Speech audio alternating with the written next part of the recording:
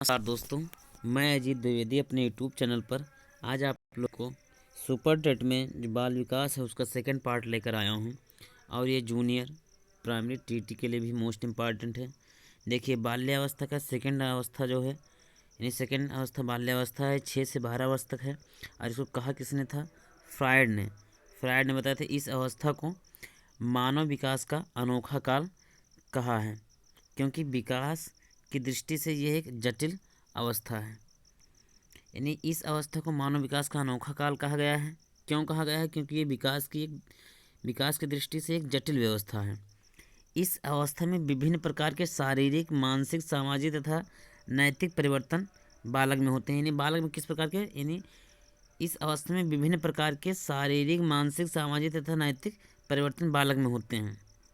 पूर्व बाल्यावस्था यानी पूर्व बाल्यकाल में बालक तेजी से बढ़ता है। यानी पूर्व बालकाल यानी बालकाल की तीन अवस्थाओं में बांटा गया है। अगर देखा जाए तो पूर्व बाल्यकाल, मध्य बाल्यकाल और उत्तर बाल्यकाल। तो पूर्व बाल्यकाल में देखिए, पूर्व बाल्यकाल में बालक तेजी से बढ़ता है। फिर उत्तर बाल्यकाल में उसके विकास की स्थानीय आ जाता है। विकास में थोड़ा स्थानीय आ जाता है। फ्रायड के अनुसार इस अवस्था में बालक में तनाव की स्थिति समाप्त हो जाती है तथा वो बाहर की दुनिया को समझने लगता है, लेकिन वो परिवर्तन नहीं होता है। बाल्यावस्था को हम एलिमेंट्री स्कूल एज या फिर स्मार्ट एज या स्फूर्ति आयु या डर्टी यानी गंदी अवस्था आदि के नामों से जानते हैं। और ये लाइन आप लोग के लिए मोस्ट इम्पॉर्टेंट है। ये डायरेक्ट पेपर में पूछे जाते हैं कि डर्टी एज किसे कहा जाता है, या गंदी अवस्था किसे कहा जाता है, एलिमेंट्री स्कूल एज किसे कहा जाता है, स्मार्ट एज या स्फूर्त एज किसे कहा जाता है, ये पूछा जाता है। फिर देखिए, इसमें देखिए सामाजिक लक्षण या अन्य लक्षण। तो इसमें क्या क्या महत्वपूर्ण है? बच्चों में रचनात्मक कार्यों में विशेष आनंद मिलता है, या इसी को वैज्ञानिक आयु कहा जाता है। फिर रचनात्मक प्रकृति के साथ साथ संग्रह करने की प्रकृति भी जागृत होती है। जैसे मान लीजिए, अगर लड़का बाल्यावस्था में है तो छोटी छोटी वस्तुओं को अपने जेब में रख कर घूमता है या अपने बैग में रख कर घूमता है। इससे या फिर उन वस्तुओं से वो एक रचनात्मक, कहीं मिट्टी की गाड़ी बनाता है, कहीं कुछ बनाता है। तो ये रचनात्मक अवस्थाएं कहलाती हैं और संग्रह की अवस्था कहलाती है। इस अवस्था में बच्चों की सामूहिक खेलों में भाग लेने की प्रवृत्ति बहुत अधिक विकसित हो जाती है।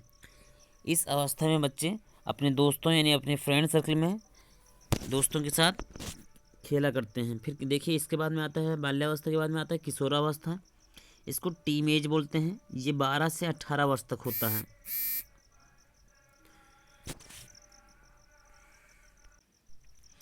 ये किशोरावस्था जो है, इसको टीन एज बोलते हैं। ये 12 से 18 वर्ष तक है।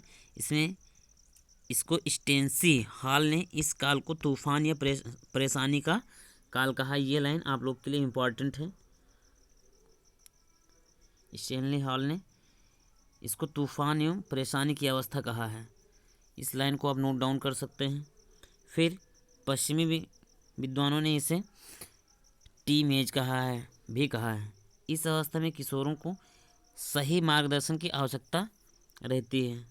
ये लाइन इम्पॉर्टेंट है। फिर यह विकास की सबसे जटिल अवस्था मानी जाती है। क्वेश्चन आएगा, विकास की सबसे जटिल अवस्था कौन सी होती है? तो किशोरावस्था।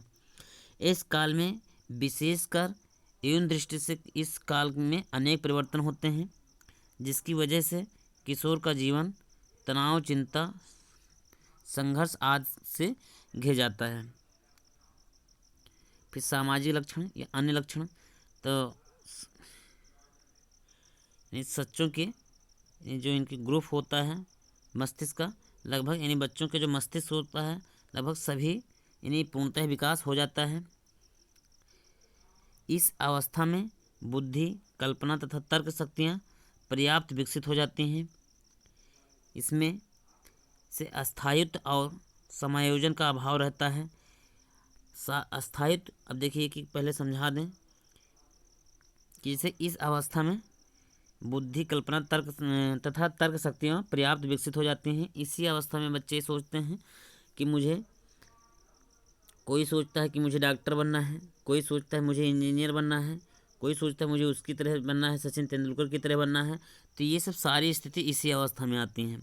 फिर अगर देखा जाए तो इसमें बुद्धि, कल्पना तथा तर्क शक्तियाँ पर्याप्त विकसित हो जाती हैं।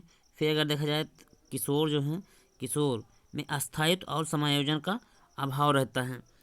अब इनको ये नहीं समझ में आता है कि हम, मेरे पड़ोसी वाला भाई जो है, मेरे पड़ोसी के घर का जो लड़का है वो साइंस से पढ़ रहा है तो मुझे भी साइंस से पढ़ना चाहिए, या मेरे पड़ोसी वाला लड़का डॉक्टर बन गया है तो मुझे डॉक्टर बनना चाहिए, वो इंजीनियर बना है तो मुझे इंजीनियर बनना चाहिए। ये अपने आप में समायोजन नहीं कर पाते हैं। तो ये इनकी सबसे बड़ी इसमें समस्या होती है।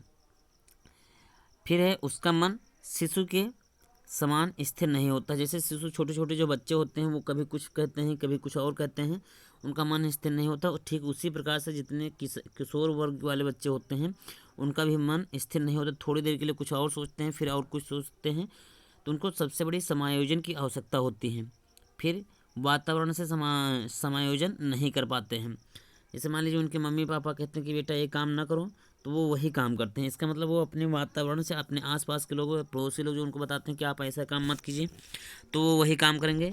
इसका मतलब ये हुआ कि वो अपने आसपास के लोगों से समायोजन नहीं स्थापित कर पाते हैं। अब प्रौढ़ावस्था जो है, प्रौढ़ावस्था 18 वर्ष से ऊपर की अवस्था का माना जाता है। इस अवस्था में किशोरावस्था धीरे धीरे प्रौढ़ा या परिपक्वता की ओर बढ़ता है।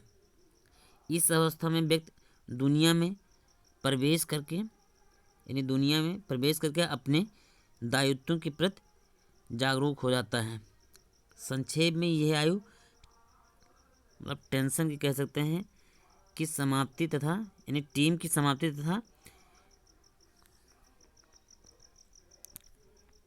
20s का प्रारंभ होता है, यानी 20s का प्रारंभ होता है।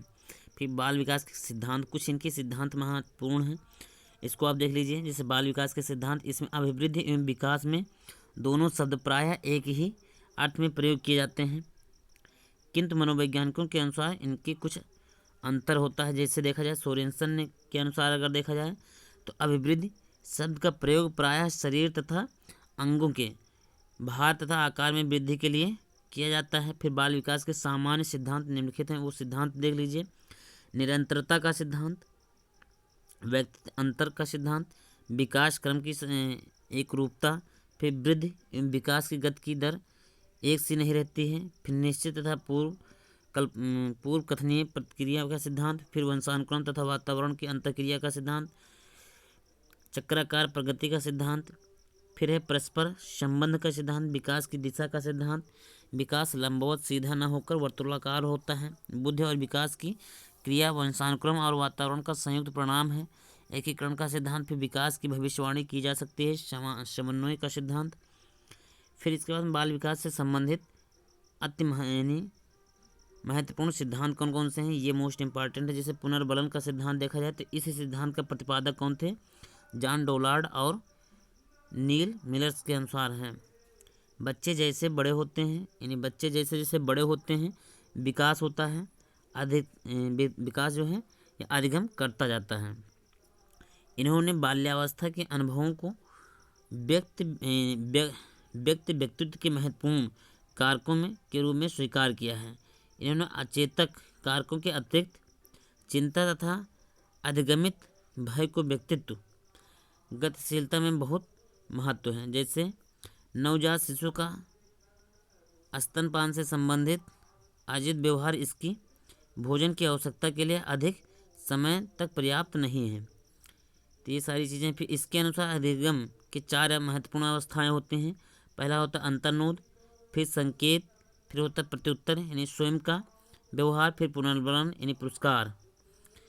फिर इसमें देखिए सामाजिक अधिगम का सिद्धांत, इस सिद्धांत के प्रतिपादक वंडूरा एवं वाल्ट्स हैं। तो वंडूरा ने एक प्रयोग में बच्चों को एक फिल्म दिखाई जिसमें एक व्यक्ति के व्यवहार को प्रदर्शित किया गया था। फिल्म में 3 भाग थे, प्रत्येक बच्चों को केवल एक प्रकार की फिल्म दिखाई गई। पहली फिल्म में फिल्म को हीरो आक्रामक व्यवहार प्रदर्शित करता था। इस व्यवहार के लिए उसे तत्व दिया जाता है। तो ये सारी चीज़ें आप देख सकते हैं, पूरा इनकी हिस्ट्री टाइप से है। फिर अगला देखिए, अगर इस पर क्वेश्चन देखा जाए तो बुद्ध का पूर्ण विकास 14 से 16 वर्ष के बीच माना जाता है। बीच माना है, ये किसने कहा है? टर्मन ने कहा है, जोन्स ने कहा है और स्पीयरमैन ने कहा है। फिर बुद्ध के प्रवक्ता का विकास की मनोशक्तियों के अनुसार ही होता है। फिर इसके बाद में अगर देखा जाए तो बुद्ध विकास एवं बहुआयामी बुद्धि, तो यहाँ से सारी चीज़ें आप देख सकते हैं। नमस्कार दोस्तों, मैं अजीत द्विवेदी अपने यूट्यूब चैनल पर आज आप लोग को पर्यावरण का फर्स्ट पार्ट लेकर आया हूँ। देखिए, पर्यावरण दो शब्दों से मिलकर बना है, पर धन आवरण। परि का अर्थ होता है चारों ओर से और आवरण का अर्थ है घेरा या घिरा हुआ, अर्थात चारों ओर का घेरा या चारों ओर से घिरे हुए स्थिति को हम पर्यावरण कहते हैं। पारिस्थितिकी अगर देखा जाए इकोलॉजी, तो इकोलॉजी शब्द का अर्थ होता है परिवेश का अध्ययन। पारिस्थितिकी जिसमें सजीव और निर्जीव घटक मिलकर एक तंत्र बनाते हैं, जिसे पारिस्थितिकी तंत्र या इकोसिस्टम कहते हैं। अब हमको उम्मीद है कि ये दोनों ये 3 पॉइंट्स जो हैं, पहली बात तो पर्यावरण, पर्यावरण क्या होता है, यानी पर्यावरण की डिफिनीशन अगर देखा जाए तो दो शब्दों से मिलकर बना है, एक परि और दूसरा आवरण। परि का अर्थ है चारों ओर से और आवरण का अर्थ होता है घिरा हुआ। तो जो चारों ओर से घिरा होता है उसको हम क्या कहते हैं? पर्यावरण। दूसरा पारिस्थितिकी अगर देखा जाए तो पारिस्थितिकी का मतलब होता है, देखो पारि मीन्स आप पता है होता है चारों ओर से, स्थितिकी मतलब होता है परिवेश या स्थिति। अब चारों ओर की स्थिति को अध्ययन करना ही क्या कहलाता है? इकोलॉजी या पारिस्थितिकी कहलाता है। पारिस्थितिकी जिसमें सजीव और पारिस्थितिकी होता क्या है? जिसमें सजीव और निर्जीव घटक यानी दोनों को मिलकर एक तंत्र बनाते हैं, या जिसमें दोनों का अध्ययन किया जाता है। सीधी सी बात है। पारिस्थितिकी क्या होता है? जिसमें सजीवों और निर्जीवों का अध्ययन किया जाता है, उनको पारिस्थितिकी कहते हैं। अब जो सजीव और निर्जीव मिलकर के जो घटक एक तंत्र बनाते हैं उनको पारिस्थितिकी तंत्र कहते हैं या इकोसिस्टम कहते हैं। जो सजीव अपना भोजन स्वयं बनाते हैं उन्हें स्वपोषी कहते हैं, और जो जैसे प्रथम उत्पादक यानी जो स्वपोषी होते हैं, जो सजीव अपना भोजन स्वयं बनाते हैं उनको स्वपोषी कहा जाता है, और इनको प्रथम उत्पादक भी कहते हैं। जैसे ये हरे पेड़ पौधे, ये सब प्रथम उत्पादक हैं, स्वपोषी भी हैं। हरे पौधे प्रकाश संश्लेषण की क्रिया में सूर्य के प्रकाश की उपस्थिति में कार्बन डाइऑक्साइड और जल लेकर क्लोरोफिल की सहायता से अपना भोजन स्वयं बना लेते हैं। जैसे जो जीव जंतु भोजन के लिए दूसरों पर निर्भर होते हैं उन्हें परपोषी कहते हैं।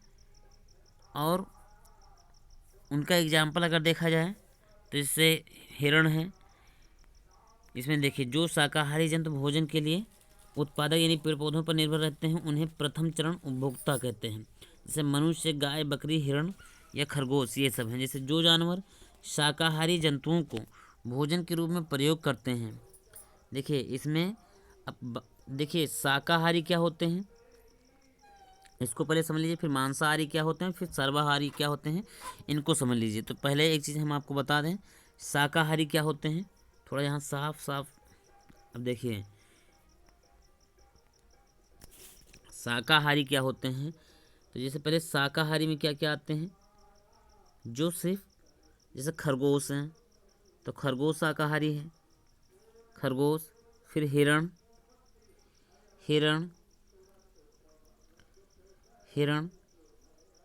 ये सब शाकाहारी में आते हैं। गाय, भैंस, बकरी, भेड़, बकरी, मतलब ये सब जानवर क्या होते हैं? शाकाहारी होते हैं। मांसाहारी में देखिए क्या क्या आता है। मांसाहारी में जैसे शेर है, पहले एक मिनट, मांसाहारी में पहला है शेर, चीता, फिर है भेड़िया। के बाद में अगर देखें शेर, चीता, भेड़िया, फिर इसके बाद अगर देखा जाए तो जैसे सर्प है, सर्प के बाद में मेढक है, मेढक, ये सब मांसाहारी में आते हैं। फिर इसके बाद में सर्वाहारी अगर देखा जाए तो सर्वाहारी कौन कौन है? सर्वाहारी, सर्वाहारी में देखिए कौन कौन आता है? मनुष्य है, मनुष्य है, फिर कुत्ता है, मनुष्य है, कुत्ता है, मेढक है, मनुष्य है, कुत्ता है, मेढक है, ये सब सर्वाहारी में आते हैं। अब प्रथम उत्पादक क्या होते हैं? यानी प्रथम उत्पादक जो स्वपोषी होते हैं। प्रथम उत्पादक, प्रथम उत्पादक क्या होते हैं? जो स्वपोषी होते हैं। स्वपोषी मतलब जो स्वयं भोजन करते हैं। जैसे पेड़ पौधे हैं, पेड़ पौधे ये स्वपोषी होते हैं, ये अपना भोजन स्वयं बनाते हैं और इन्हीं को प्रथम उत्पादक भी कहा जाता है। अच्छा, परपोषी क्या होते हैं? परपोषी, परपोषी के किन्हें कहा जाता है? जो स्वयं भोजन नहीं बनाते हैं, जो स्वयं, जो स्वयं भोजन नहीं बनाते हैं, भोजन नहीं बनाते हैं, जो स्वयं भोजन नहीं बनाते, नहीं बनाते, ये भोजन के लिए नहीं बनाते हैं और भोजन के लिए, और भोजन के लिए, भोजन के लिए किसी दूसरे पर निर्भर होते हैं, के लिए किसी दूसरे पर, किसी दूसरे पर निर्भर होते हैं, किसी दूसरे पर निर्भर होते हैं, किसी दूसरे पर निर्भर होते हैं, उन्हें परपोषी कहा जाता है, उन्हें परपोषी कहा जाता है, परपोषी कहा जाता है। जैसे अगर देखा जाए तो मनुष्य है, मनुष्य है, जानवर है, ये परपोषी होते हैं। अब इसके बाद में अगर देखा जाए तो जो जानवर शाकाहारी जंतुओं का भोजन के रूप में प्रयोग करते हैं द्वितीय चरण उपभोक्ता कहलाते हैं। देखिए, अब जैसे शाकाहारी जंतु भोजन के लिए यानी प्रथम उपभोक्ता आप समझ गए हैं। द्वितीय उपभोक्ता किसे कहा जाता है? जो जानवर या जो जीव शाकाहारी का अध्ययन करते हैं या सॉरी शाकाहारी का भोजन करते हैं, उन्हें द्वितीय चरण उपभोक्ता कहा जाता है। जैसे अगर गाय ले लिया जाए, जैसे गाय है या भैंस है, गाय, फिर बकरी, जैसे गाय, फिर बकरी, बकरी के बाद आदमी यानी मनुष्य, ये सब क्या हैं? ये सब द्वितीय उपभोक्ता हैं, द्वितीय चरण के उपभोक्ता कहलाते हैं। जैसे शेर, चीता, भेड़िया, ये लिखा भी है। फिर द्वितीय चरण के उपभोक्ता शेर, चीता आदि को मृत अवस्था में भोजन के रूप में ग्रहण करने वाले जीव तृतीय चरण के उपभोक्ता या अपमार्जक कहलाते हैं। जैसे गिद्ध, बाज, चील, कौवा आदि। इसको थोड़ा समझ लीजिए कि प्रथम चरण के उपभोक्ता क्या क्या होते हैं और द्वितीय चरण के उपभोक्ता क्या क्या होते हैं। देखिए, अब जैसे प्रथम चरण के उपभोक्ता अगर देखा जाए, अभी मैंने बताया भी है लेकिन देख लीजिए, प्रथम चरण के उपभोक्ता अगर देखा जाए, उपभोक्ता, तो इसमें क्या क्या आता है? प्रथम चरण के उपभोक्ता में जैसे जो स्वयं भोजन प्राप्त करते हैं, जैसे पेड़ पौधे इसमें आते हैं, पेड़ पौधे। अब दूसरे चरण के उपभोक्ता क्या होते हैं? जो पेड़ पौधों से भोजन प्राप्त करते हैं या सर्वा जो है शाकाहारी होते हैं। द्वितीय यानी सेकंड, यानी द्वितीय चरण के, या ऐसे देख लीजिए, यानी द्वितीय चरण के उपभोक्ता क्या होते हैं? द्वितीय चरण के उपभोक्ता ते प्रथम पर, जो प्रथम पर निर्भर होते हैं। सीधी सी बात है, जो प्रथम पर निर्भर होते हैं, जो प्रथम पर निर्भर होते हैं, निर्भर होते हैं, उन्हें द्वितीय चरण के उपभोक्ता कहा जाता है। तृतीय चरण के उपभोक्ता क्या होते हैं? जो अब जैसे प्रथम चरण में हो और द्वितीय चरण में एग्जाम्पल देख लीजिए, जैसे है शेर है, चीता है, बाघ है, ये सब द्वितीय चरण के हैं। अब तृतीय चरण के देख लीजिए, जो द्वितीय चरण ये प्रथम चरण वाले पर डिपेंड होते हैं, उनको तृतीय चरण का उपभोक्ता कहा जाता है। जैसे शेर है, अब शेर जब मृत्यु यानी मर जाता है तो उनको जो लोग खाते हैं उसको तृतीय चरण का उपभोक्ता कहा जाता है। किसका? तृतीय चरण का, तृतीय चरण का उपभोक्ता कहा जाता है। उपभोक्ता, उनको तृतीय चरण का उपभोक्ता कहा जाता है। जैसे एग्जाम्पल में अगर देखा जाए तो देखिए, प्रथम चरण उपभोक्ता कौन कौन से होते हैं? मनुष्य, गाय, बकरी, हिरण, खरगोश, ये सब है द्वितीय चरण का उपभोक्ता। शेर, चीता, भेड़िया होता है तृतीय चरण के उपभोक्ता। अगर देखा जाए तो गिद्ध, बाज, चील, कौवा, ये सब होते हैं। फिर मृतोपोषी बैक्टीरिया व कवक आदि को कहते हैं। मृतोपोषी क्या होते हैं देख लीजिए, मृतोपोषी बैक्टीरिया व कवक आदि को कहते हैं। वायुमंडल में oxygen, nitrogen, carbon dioxide, argon जैसे अनेक गैसें हैं। पारिस्थितिकी तंत्र के पोषक रचना के अंतर्गत पोषक तत्व यानी तल, आहार श्रृंखला तथा आहार जाल आते हैं। पारिस्थितिकी तंत्र की पोषक रचना में अगर देखें तो यह तो आहार श्रृंखला या आहार जाल को माना गया है। फिर पारिस्थितिकी तंत्र के लिए ऊर्जा की आवश्यकता होती है। पारिस्थितिकी तंत्र जो है इसमें ऊर्जा यानी एनर्जी की ज़रूरत होती है। सौर ऊर्जा को बहुत कम मात्रा ही पृथ्वी के पारिस्थितिकी तंत्र को प्राप्त हो रही है। ये मतलब बहुत कम मात्रा का मतलब 1/10 से लिया जाता है। इसका मुख्य कारण ये है कि सूर्य से प्राप्त होने वाली ऊर्जा की अधिकांश मात्रा पृथ्वी पर पहुंचने से पृथ्वी यानी पूर्व ही विकिरण आदि के रूप में नष्ट हो जाती है। इसका कारण प्रदूषण है। प्रकाश ऊर्जा का मात्र 1 से 5% भाग ही हरे पौधे द्वारा संचित रासायनिक ऊर्जा में परिवर्तित हो जाता है। प्रकाश संश्लेषण क्या होता है इसको देख लीजिए। वो रासायनिक क्रिया जिसमें पौधे सूर्य के प्रकाश की उपस्थिति में जल एवं कार्बन डाइऑक्साइड की सहायता से भोजन की निर्माण करते हैं, प्रकाश संश्लेषण की क्रिया कहलाती है। अपमार्जक क्या होता है ये देख लीजिए। जब मृत जीवों को खाकर स्वच्छता करने वाला, ये मिट्टी में बिल बनाकर रहने वाले जंतु, चूहा, खरगोश, सांप, चींटी, ये सब मतलब अपमार्जक होते हैं। जैसे केचुआ, दीमक, नेवला, घोंघा, मेढक, ये सब गुफा में रहने वाले अपमार्जक पहले क्या है इसको देख लीजिए। जैसे मृत जीवों को खाकर स्वच्छता करने वाले, जैसे अब मृत जीवों को कौन कौन खाते हैं? जैसे अभी आपने देखा था कौवा, फिर इसके बाद में अगर देखा जाए तो बाज है, फिर इसके बाद में अगर देखा जाए तो चील है। यानी कौवा, बाज, चील, ये सारी चीज़ें जो हैं ये अपमार्जक के अंतर्गत आती हैं। किस में आती हैं? अपमार्जक के अंतर्गत आती हैं। फिर इसके बाद में अगर देखा जाए तो मिट्टी में बिल बनाकर रहने वाले जंतु, जैसे चूहा, कौन कौन से होते हैं तो वो देख लीजिए। जैसे चूहा है, खरगोश है, सांप है, चींटी है, केचुआ है, दीमक है, नेवला है, घोंघा, मेढक, ये सब मिट्टी में बिल बना के रहते हैं। गुफा में रहने वाले जैसे हैं तो इसमें भैया है शेर है, भेड़िया है, सियार है, ऊँट बिलाव है, ये सब रहते हैं। जंगल व झाड़ियों में रहने वाले नीलगाय, जिराफ, हिरण, बारहसिंगा होता है।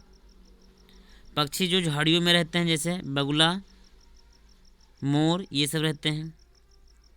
राजस्थान के ग्रामीण के लिए पानी वाला बाबा और शहरी से जुड़े लोगों के लिए मैग्से पुरस्कार विजेता राजेंद्र सिंह वर्तमान में जल संरक्षण के अभियान में व्यस्त हैं। श्री राजेंद्र सिंह जयपुर में शिक्षा मंत्रालय में युवा विभाग में परियोजना अधिकारी के पद पर कार्यरत थे। ये थोड़ी इनकी टाइटल्स हैं इनकी। देखिए, पृथ्वी पर जल के निम्न स्रोत हैं। पहले हैं धरातलीय स्रोत।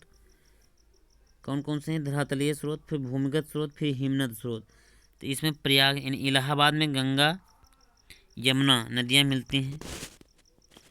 ये 3 स्रोत हैं, तीनों स्रोत देख लीजिए। फिर प्रयागराज यानी इलाहाबाद में गंगा और यमुना नदियाँ मिलती हैं। भूमिगत जल अधिक शुद्ध होता है। ये पॉइंट वाइज हैं।